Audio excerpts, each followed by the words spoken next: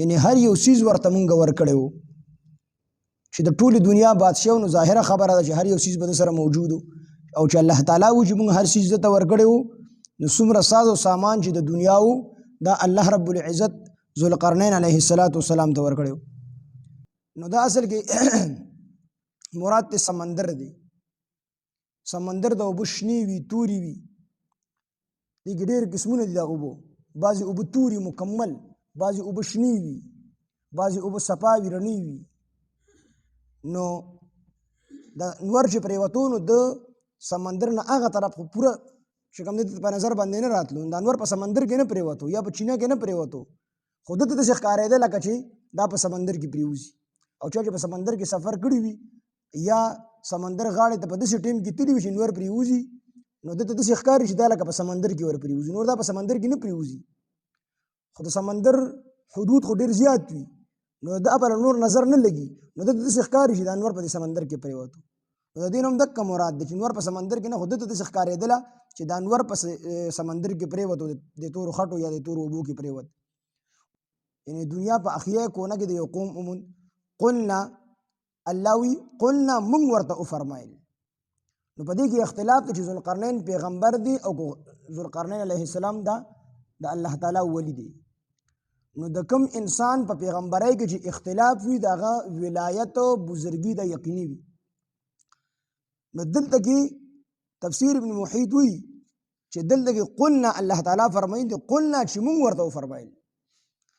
نو عام سړي ته خو الله تعالی وحی نه کوي، وحی چې چاته کې هغه پیغمبري. ذوالقرنین علیه السلام نو تفسیر ابن محیط وی چې کو چری دا پیغمبر نه وي نو قلنا الله وی چې مونږ ورته وفرمایل. نو کو خلق ته الهام مانوالی چې ته کشف وشو الله ورته چې کوم دې زړه ته خبره ورواچوله نو د ولی چې کوم الهام دې ته وشي نو دا د خلکو دپاره حجت نه وي، دلیل نه وي. نو د په خپل الهام سره څوک قتلولی نشو، څوک قتلولی نشو په خپل الهام سره چې الله خو د دې نه مراد دا دی چې الله تعالی ورته وحی وکړل. نو وحی بیا حجت دی، دا دلیل دی، قطعي دلیل دی وحی. نو چې پیغمبر ته قلنا مونږ ورته وفرمایل او بعضې مفسرین وایي چې قلنا مونږ ورته وفرمایل مونږ ورته الهام وکړو او یا دا چې په دغه زمانه کې بل یو پیغمبر و د هغه په ذریعه باندې ورته مونږ وفرمایل. مونږ هغه پیغمبر ته وحی وکړله چې ذوالقرنین ته ووایه چې دې قوم ته عذاب ورکړي یا ورسره ښېګړه وکړي. ښېګړه دا مطلب چې ډومبې ورته دعوت ورکړي. نو د دې نه علما وایي چې الله تعالی ورته اختیار ورکړو. د دې نه معلومیږي داسې چې دې ته یو پیغمبر مخکې راغلی و هغه دعوت ورکړی و. ځکه چې دعوت یې نه ورکړی الله تعالی د جهاد حکم ډایرکټ نه کړي ځکه ډومبې خو دعوت ورکولی هغې نه وروسته بیا جهاد دی. نو علما وایي چې دې نه مخکې پیغمبر راغلی و هغه ورته دعوت ورکړي ځکه الله تعالی ذوالقرنین علیه السلام ته اختیار ورکړو.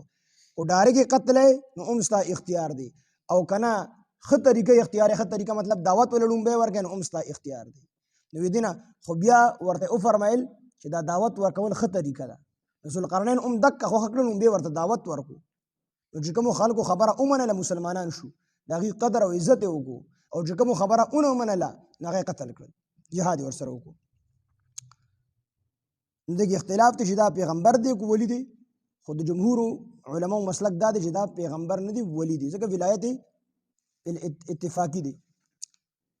هغه څوک چې ظلم یې وکړو یعنی ما ورته دعوت ورکړو د دعوت نه وروسته د ایمان را نه وړو نو ذوالقرنین علیه السلام وفرمیل چې زه به دې قتل کړم، عذاب به ورته ورکړم او زما نه وروسته بیا خپل رب طرف ته لاړ شي دی خو به کافر وي نو الله به ورله په جهنم کې د سختو نه سخت عذاب ورکړي. مطلب دا چې د ایمان راوړو نو د ده دپاره په آخرت کې جنت دی، ښکلې بدله د جنت دی.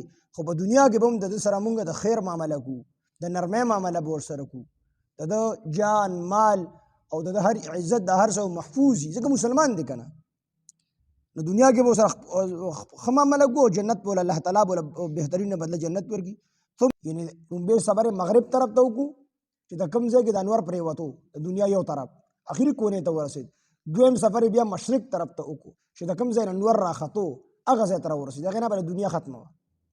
نو چې هلته کې ورسېد نو چې د کوم ځای نه د انور راختو دې سره چې کوم نږدې خلک وو نو دې خلکو ته څه پرده نه وه، د دې څه کورونه نه وو او دا هم ممکنه د دې جامې هم نه وي، د انور نه څه پرده نه کوله، بلکل عام د ځنګلي انسانانو په شان یو ځای بل ځای کې کور او پاتې کېدل. خو د دې ذکر قرآن نه دی کړی چې دا کافرو که مسلمانانو. نو کو کافرو نو بیا به ورسره ذوالقرنین علیه السلام هم دقه معامله کړي کومې چې د مغرب د خلکو سره کړې وه، او که مسلمانانو بیا خو به یې پرېښي، بیا خو د ملګري وو. خو دې ذکر قرآن نه دی کړی. نو الله تعالی فرمایي چې د ده دا واقعه چې کوم مونږ بیان کړه دله مونږ هر څه ورکړي وو، نو دا زمونږ په علم کې داسې فرضي خبرې نه دي او نه تاریخ دی، بلکې دا حقیقت دی چې مونږ دله چې کوم دی د دنیا هر قسم ساز و سامان ورکړو، او دا کوم واقعه الله چې مونږ بیان کړه نو دا د وحی په ذریعه باندې بیان شو. دا قرآن دی، دا داسې کیسه نه ده او نه دا تاریخ دی، بلکې دا حقیقت دی. دا کوم چې مونږ بیان کړه د دې علم مونږ ته شته دی. دا کومه خبره چې مونږ بیان کړه نو دا زمونږ په علم کې ده چې دله الله تعالی وي مونږ هر څه ورکړي وو. نو دا څه فرضي کیسه هم نه ده او دا څه تاریخ هم نه دی.